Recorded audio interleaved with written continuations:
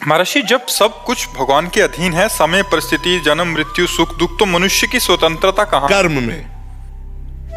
में आप अच्छे कर्म करके, दूसरों को सुख पहुंचा करके, तपस्या भजन करके भगवान को प्राप्त हो सकते हो। आप बुरे कर्म करके, गंदे कर्म करके जेल जा सकते हो, नरक जा सकते हो, दुख संकट में पड़ सकते हो। दोनों डिपार्टमेंट आपको छूट दिए, आप जो चाहो वो कर लो। जैसे पिता ने खेत दे दिया और 10 प्रकार के बीज दे दिए, अब जो चाहो वो।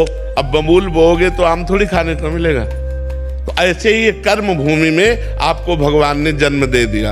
अब आप नया कर्म करने के लिए स्वतंत्र हैं। अब आप पाप कर्म करते हैं या पुण्य कर्म करते हैं, अच्छा कर्म करते हैं या बुरा कर्म करते हैं, परिणाम वैसे ही मिलेगा जैसा आप कर्म करते हैं। तो ये छूट मिली है। मनुष्य जन्म की स्वतंत्रता है, जो चाहो वो कर सकते हो, लेकिन परिणाम पूर्व के परिणाम से युक्त है।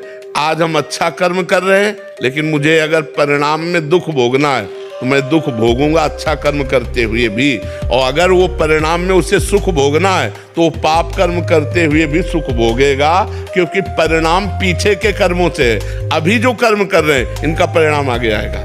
तो ये देखा जाता है कि धर्मात्मा पुरुष, अच्छा आचरण करने वाला दुखी है, पाप कर्म करने वाला सुखी है। तो वर्तमान के कर्मों के प्रभाव से नहीं, पूर्व कर्मों के प्रभाव से। वर्तमान कर्म आगे चल करके उसका परिणाम आएगा, वो आज नहीं आएगा। तो आज जो हम कर्म कर रहे हैं ये आगे चल करके हमें लाभ देगा, परम सुख देगा, इसमें कोई संशय नहीं है। लेकिन इस बात में देख करके हम लोग कभी कभी भ्रमित हो जाते हैं। क्या धर्मात्मा धर्म से चल रहा है, बहुत अच्छा आचरण है, लेकिन वो दुखी है।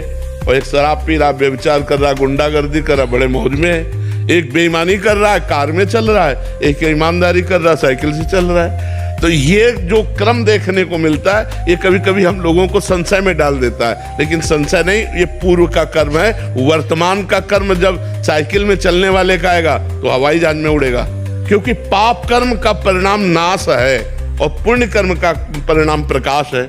जैसे मानो हम बचपन से बाबा जी हैं, हमारी दोनों किडनी फेल हैं, रोज डायलिसिस होता है।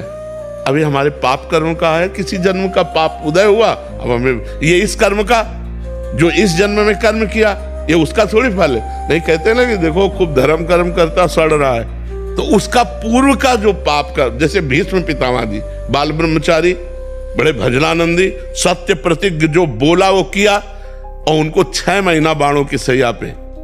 तो पूर्व के कर्मों का परिणाम आज हम भोग रहे हैं, और आज के कर्मों का परिणाम हमें आगे मिलेगा।